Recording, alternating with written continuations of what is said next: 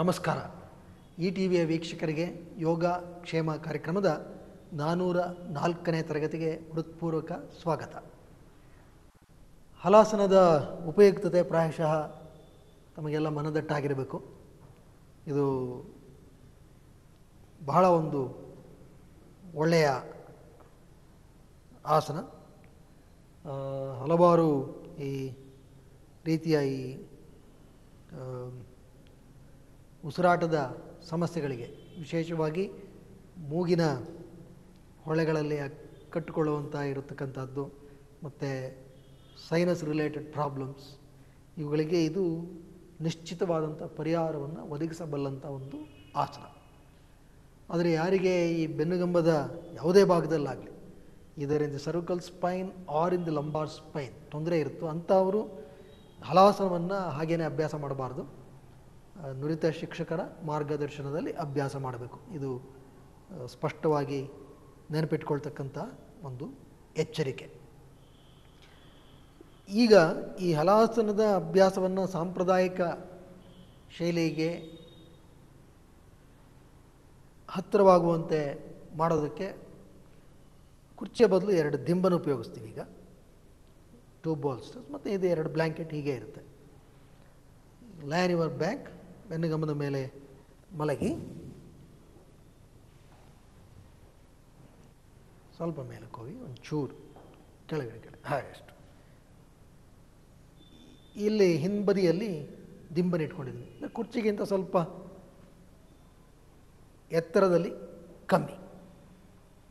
ಕೈಗಳನ್ನು ಹಿಂದಕ್ಕೆ ತೆಗೆದುಕೊಳ್ಳಿ, ಕಾಲನ್ನು ಮೇಲಕ್ಕೆ ಎತ್ತಿ ನಿಧಾನವಾಗಿ 2 ಕಾಲನ್ನು ಮೇಲಕ್ಕೆ ತೆಗೆದುಕೊಳ್ಳಿ. ಮತ್ತು ಈ ಕಾಲನ್ನು ಇಲ್ಲಿ ದಿಂಬಿನ ಮೇಲೆ ಇಟ್ಟು ಸೊಂಟದ ಭಾಗವನ್ನು ಮೇಲಕ್ಕೆ ಎತ್ತಬೇಕು. ಕಾಲು ನೇರ ಆಗಬೇಕು. Chest to the chin and lift the trunk up. ಸ್ವಲ್ಪ ಟೇಕ್ ದಿಸ್ ಲಿಟಲ್ ಫಾರ್ವರ್ಡ್, ಸ್ವಲ್ಪ ಮುಂದೆ ತಗೊಳ್ಳಿ, ಮುಂದೆ ಹಾಗೆ ಕಾಲು ನೇರ. ಮತ್ತು ಇದೆಲ್ಲ ಮಾಡಬೇಕಾದ್ರೆ the orientation of the neck is very important. ಕತ್ತು ಮಧ್ಯಕ್ಕಿರಬೇಕು, ಕತ್ತು ಸೊಟ್ಟಕ್ಕೆ ಇಟ್ಕೋಬಾರ್ದು. ಆಗ ಇರತಕ್ಕಂತಹ ಸ್ನಾಯು ವ್ಯವಸ್ಥೆ ಭಾಳ ಸೂಕ್ಷ್ಮವಾಗಿರ್ತಕ್ಕಂಥದ್ದು. ಇದು ಭಾಳ ಸ್ಪಷ್ಟವಾಗಿ ನಾವು ತಿಳ್ಕೋಬೇಕು. ಹಲಾಸನದ ಅಭ್ಯಾಸವನ್ನು ಈ ರೀತಿ ಮಾಡುವಾಗ ಕತ್ತು ಒಂದು ಸ್ವಲ್ಪ ನಾವು ಅಜಾಗರೂಕತೆಯಿಂದ ಇಟ್ಕೊಂಡ್ರೆ ಅದು ಇಡೀ ಸ್ನಾಯು ವ್ಯವಸ್ಥೆಗೆ ಸಾಕಷ್ಟು ತೊಂದರೆಯನ್ನು ಉಂಟು ಮಾಡುತ್ತೆ. ಈ ಎಚ್ಚರಿಕೆ ಬಹಳ ಮುಖ್ಯ. ಅದಕ್ಕೇ ನಾವು ಹಲಾಸನದ ವಿವಿಧ ರೀತಿಯ ಅಭ್ಯಾಸಗಳನ್ನು ಮೊದಲು ಯಾಕೆ ತೋರಿಸಿದ್ವಿ ಅಂತ ಹೇಳಿದ್ರೆ, ಯಾರೂ ಏಕಾಏಕಿ ಹೀಗೆ ಅಭ್ಯಾಸ ಮಾಡಲು ಹೋಗಿ ತೊಂದರೆಗೆ ಒಳಗಾಗಬಾರ್ದು ಅನ್ನುವ ಒಂದು ದೃಷ್ಟಿಯಿಂದ ಕಾಲನ್ನು ನೇರ ಮಾಡ್ತಾ ಇದ್ದೀವಿ. Keep both legs straight. ಇದು ಯಾರಿಗೆ ಕುರ್ಚಿಯ ಸಹಾಯದೊಂದಿಗೆ ಸ್ವಲ್ಪ ಸುಲಭ ಅನಿಸುತ್ತೋ ಅಂಥವರು ಈ ಒಂದು ಕ್ರಮವನ್ನು ಅಳವಡಿಸ್ಕೋಬೋದು. ಮತ್ತು ಈ ಸ್ವಲ್ಪ ಕಾಲು ತೆಗೀರಿ, ಒಂದು ದಿಂಬನ್ನು ತೆಗೆದುಬೋಣ, ಈ ಕಾಲು ನೇರ ಮಾಡಿ. ಇದು ಅಭ್ಯಾಸ ಕ್ರಮಕ್ಕೆ ನಾವು ಈ ಹಲಾಸನ ಸಾಂಪ್ರದಾಯಿಕವಾದಂತಹ ಒಂದು ಮಟ್ಟಕ್ಕೆ ತೆಗೆದುಕೊಂಡು ಹೋಗಬೇಕಾದ್ರೆ ಆರಂಭಿಕ ಹಂತದಲ್ಲಿ ಇದು ಸ್ವಲ್ಪ ಅವಶ್ಯ ಆಗುತ್ತೆ. ಇಲ್ಲಿ ನಾವು ಮುಖ್ಯವಾಗಿ ಗಮನಿಸಬೇಕಾಗಿರೋದೇನು, ಈ ಬೆನ್ನುಗಂಬದ ಭಾಗವನ್ನು ಸಾಧ್ಯವಾದಷ್ಟು ನೀಳವಾಗಿ ಚಾಚಿ ನೆಲಕ್ಕೆ ಲಂಬವಾಗಿರುವಂತೆ ಇರಿಸಿರಬೇಕು. ಅದು ಬಹಳ ಮುಖ್ಯ. So that should not become totally bent, hunched ಹಾಗಾಗಬಾರ್ದು, ಗೂನಾಗಬಾರ್ದು.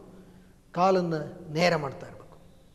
ಇದು ಹಲಾಸನದಲ್ಲಿ ನಾವು ಕಲಿಬೇಕಾಗಿರ್ತಕ್ಕಂಥ ಅಂಶ. ಹಾಗಾಗಿ ಆರಂಭಿಕ ಹಂತದಲ್ಲಿ ಹಿಂಬದಿಯಲ್ಲಿ ಈ ಥರದ ಒಂದು ಎತ್ತರವನ್ನು ಇಟ್ಕೊಂಡು ಅಭ್ಯಾಸ ಮಾಡೋದು ಒಳ್ಳೆಯ ಕ್ರಮ. ಸುಮಾರು 1 ರಿಂದ 2 ನಿಮಿಷದಷ್ಟು ಕಾಲ ಈ ಒಂದು ಆಸನದಲ್ಲಿ ವಿರಮಿಸಬೇಕು. ವಿಶೇಷವಾಗಿ ಈ ರೀತಿ ಮಾಡಬೇಕಾದ್ರೆ, ಯಾಕೆ ಕಾಲುಗಳಿಗೆ ಇಲ್ಲಿ ಯಾವುದೇ ಒಂದು ಆಧಾರ ಇರೋದಿಲ್ಲ. ಹಾಗಾಗಿ ಆರಂಭಿಕ ಹಂತದಲ್ಲಿ ಸ್ವಲ್ಪ ಈ ಶ್ರಮ ಅನ್ನಿಸ್ಬೋದು. ಆ ಕಾರಣದಿಂದಾಗಿ 1 ನಿಮಿಷ ಅಂತ ಹೇಳಿದ್ದು. ಅಭ್ಯಾಸವಾದ ನಂತರ ಖಂಡಿತವಾಗಿ ಹಲಾಸನವನ್ನು 3ರಿಂದ 5 ನಿಮಿಷದಷ್ಟು ಕಾಲ ಬಹಳ ಸುರಕ್ಷಿತವಾಗಿ ಪ್ರತಿಯೊಬ್ಬರು ಅಳವಡಿಸ್ಕೋಬೋದು. So you must work on the leg muscles, ಅದು ಭಾಳ ಮುಖ್ಯ. Don't bend the legs, don't hunch the back, keep the back straight, shoulders well rested, neck completely stretched, chest to the chin. ಇಲ್ಲಿ ನಿಧಾನವಾಗಿ ಉಸಿರು ತಗೋಬೇಕು, ನಿಧಾನವಾಗಿ ಉಸಿರು ಬಿಡಬೇಕು. ಯಾವುದೇ ಕಾರಣಕ್ಕೆ ನಾವು ಉಸಿರಾಟದಲ್ಲಿ ಏರುಪೇರಾಗಬಾರ್ದು. ಹಾಗೆ ಎಚ್ಚರ ವಹಿಸಿ ನಾವು ಬೆನ್ನುಗಂಬವನ್ನು ನೀಳವಾಗಿ ಚಾಚಿರಬೇಕು. ಈಗ ನಿಧಾನವಾಗಿ ಕೆಳಗಡೆ ಇಳಿರಿ, ಸ್ಲೋಲಿ ಕಮ್ ಡೌನ್. ಕೈ ಕೆಳಗಡೆ ತಗೊಳ್ಳಿ, support well and decide, just relax.